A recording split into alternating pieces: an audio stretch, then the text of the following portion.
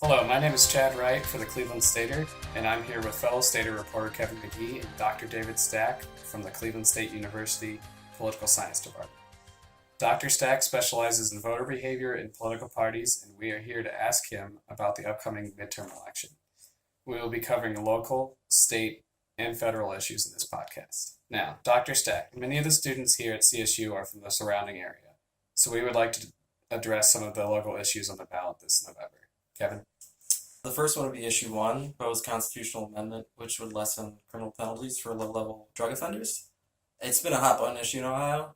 What types of people would support and oppose it, and what impact will it have on the other local races? So overall, I don't think it'll have much of an impact on other races.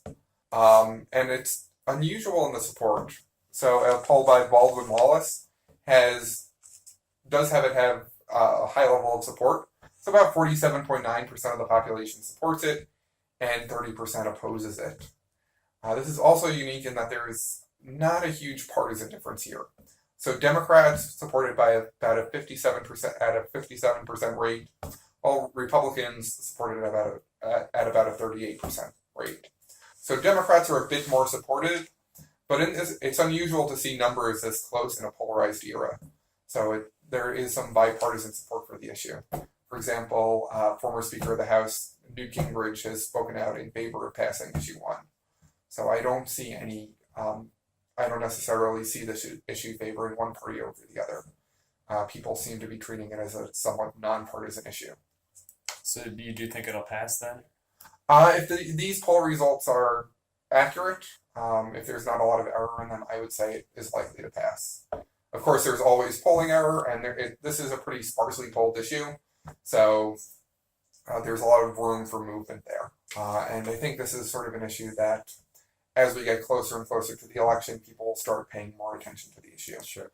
So as they educate themselves, we might see that there's a lot of room for these numbers to move around a lot as voters educate themselves about the issue. Sure. But I'd say if I had to put money on it, I'd say it would pass right now. Okay, so at the state level, we have a race for governor this election that is garnering national attention. Additionally, races in the state legislature are heating up. The governor's seat is currently held by a term-limited Republican, while Republicans have a 24-9 seat advantage in the Senate and a 66-33 advantage in the House. What would it take for either or both the Ohio House and or Senate to switch from Republican to Democrat? The Democrats haven't held either House in over a decade. It would take an enormous surge in Democratic turnout and a bit of a decline in Republican turnout for that to happen. So the districts are also drawn in a manner that's very friendly to Republicans. So I think it would take a lot. I haven't seen any polling on this, so I don't know for sure, but I would say it is somewhat unlikely. Shifting to Cordray versus DeWine, what issues are important in this race for governor? Ohio's only had one Democratic governor in the past 30 years, yet Democrats feel this is a race that they can win. So overall, the national environment is very favorable for Democrats. Democratic voters seem to be much more motivated to turn out than they have in previous elections. Since Ohio governor races are on off years, or just during the midterm elections, and by off year I mean a non-presidential election year, voter turnout tends to depress. And it's a differential effect. So Democrats are less likely to turn out in a midterm election than in a presidential election. This year, it seems that Democrats are just as likely to turn out in an election. So this may make it more likely for Democrats to win this year. It's far from certain from happening, and polling does have Cordray down a bit. So issue-wise, the economy is a driving issue. So about 72% of voters said the economy was very important in their decision to vote. Another prominent issue is healthcare. So 75.6% of voters say healthcare is very important. In general, the Democrats have a bit of a partisan lead amongst voters on how they view the ability of the Democratic Party to handle that.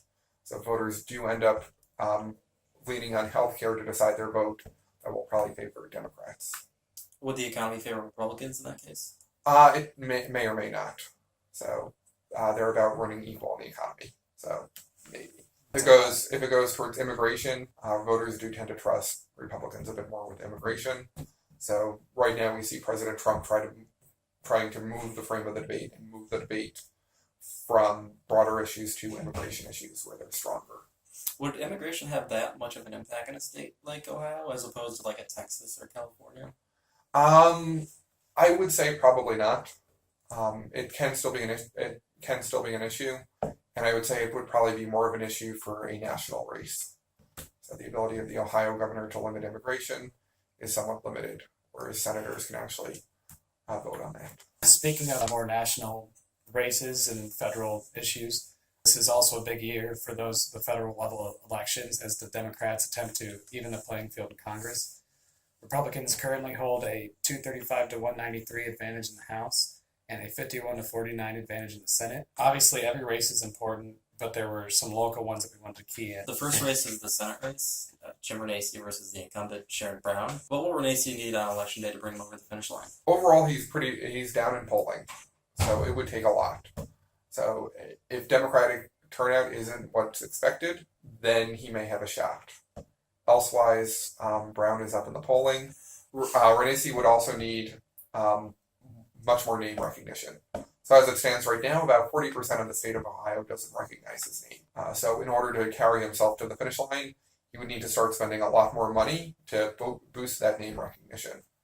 And he doesn't seem to right now he doesn't have the cash on hand to make that happen. Right now, Senator Brown has raised about $20 million. Renacci has raised about $7 million. So unless he gets a big influx of cash, he's facing an uphill battle there. Poll-wise, about 49% of the state of Ohio indicates that they'll vote for Senator Brown. Only about 33% indicates that they'll vote for Renacci. So that's a big margin to overcome. So if he starts spending more, he might have a shot, but elsewise, I wouldn't say so. And Senator Brown's ads aren't helping him out. So right now, Senator Brown's ads have very positive messaging, and he's not even airing attack ads against his opponent to try to depress the name recognition. Outside groups may be airing attack ads, though, from what I've seen from Brown's campaign, and I could be missing them. I think I've seen a couple. They mostly pertain to, I don't know if you're familiar with the issue regarding Brown's previous marriage. Mm-hmm. But yeah, they've been running a couple attack ads against Renacci because he Because regarding that. Okay. Moving on to the House, there are two local House races close to CSU. One district which has a CSU within it. One is Ohio's 9th district, with incumbent Democrat Marcy Kaptur taking on Republican nominee Stephen Krause. And the other is CSU's home district, the Ohio 11th, which pins Democratic incumbent Marcia Fudge against Republican nominee Beverly Goldstein. Both are listed as safe Democratic seats by numerous political polling sites. But with all the talk of a blue wave, what numbers should Democrats be looking out for in these safe districts to gauge whether or not a blue wave could happen? Democrats should be looking at turnout numbers in battleground districts. So making inferences about these districts based on Congresswoman Fudge's and Congresswoman Kaptur's district, they have very different demographics. So in order for Democrats to swing Congress, they need to grab a lot of suburban voters. And this is more of an urban area. So I don't know if those are necessarily the races to look to. Obviously, if either Congresswoman Kaptur or Congresswoman Fudge were to lose those races, that would be a very bad sign for Democrats. But It's not expected. no. I think for their opponents to have a chance, they would probably have to walk across Lake Erie, turn water into wine, and coast the Browns to a Super Bowl to have a shot.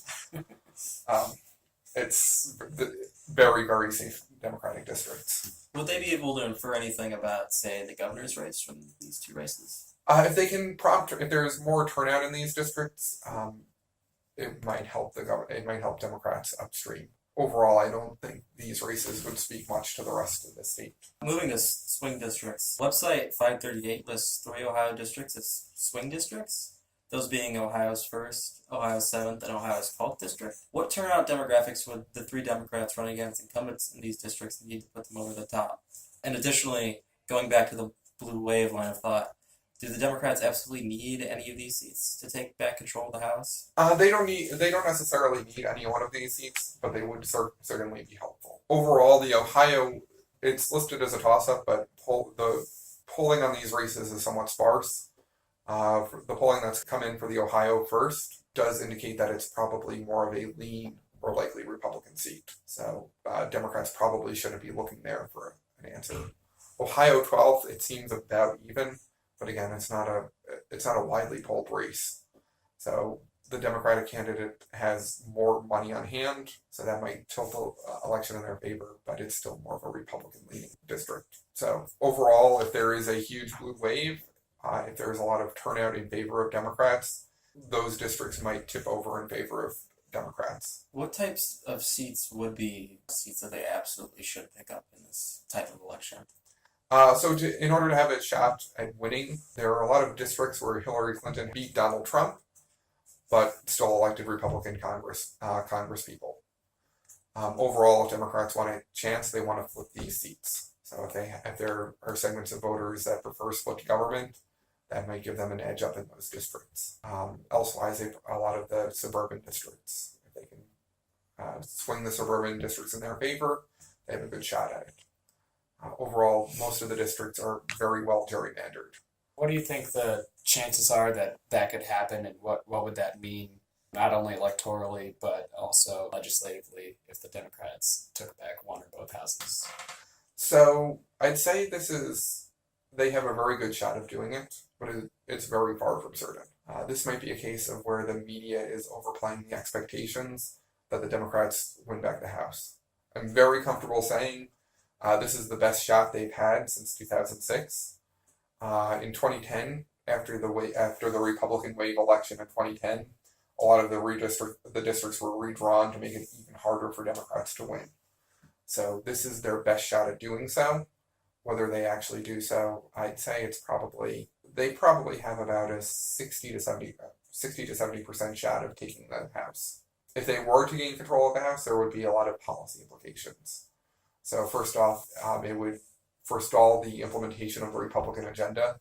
So they would have to negotiate on budget priorities with the Democratic House.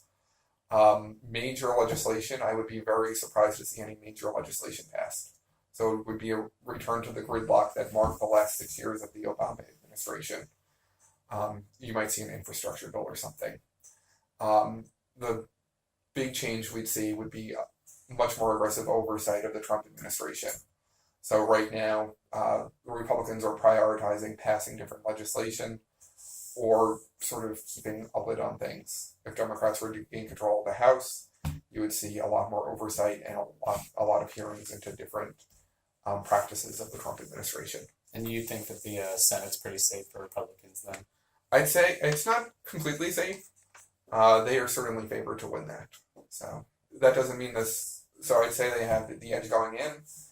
Democrats have about the same chance of winning the Senate that Republicans do of the House, maybe even a bit less. Certainly possible if things swung in the Democrats' favor. It certainly could, but it would have to be a case of everything would have to go right for Democrats to win the Senate. Where a lot of these races will end up mattering more is for the 2020 election and who controls the election and who controls the Senate in 2020. And speaking of the 2020 election, how quickly after the midterms do you believe candidates will begin announcing their runs for president in 2020? So a lot of the winnowing process has already begun. Candidates are competing in what's called the invisible primary. So they're trying to secure support. They're trying to begin to build their campaign staffs. So you'll probably start hearing rumors about candidates running shortly after this election. They'll make official announcements, probably in April and May. You might see some people jump the gun early, but April is a good bet. That's where we saw the announcements last time around. There were a ton of Republicans last time. I think there was something like 20, around 20. How many Democrats did you see running? I could see a good number of Democrats running. Again, we'll see how things go behind the scenes. If donors are split, you're going to see a lot of different people running, and we'll see a later winnowing effect. Hillary Clinton was able to sort of oust a lot of her rivals really early on in the process, to the point that they didn't even run. That did not happen in the Republican primary this year, or not this year, but in 2016. So I'd say if I had to pick a number, I'd say maybe 8. I don't think it will be 20, but it could be. Won't be a case of 2 debate stages. That is certainly possible. I don't know. Republicans, some of the Republican candidates had very different incentives. So not all the candidates were credibly running for. They weren't necessarily running for president. They were running for a spot on Fox News. So some candidates were treating it as a publicity tour. Thank you so much for your time, Dr. Stack. This is Chad Wright and Kevin Mcghee for the Cleveland Stater podcast signing off.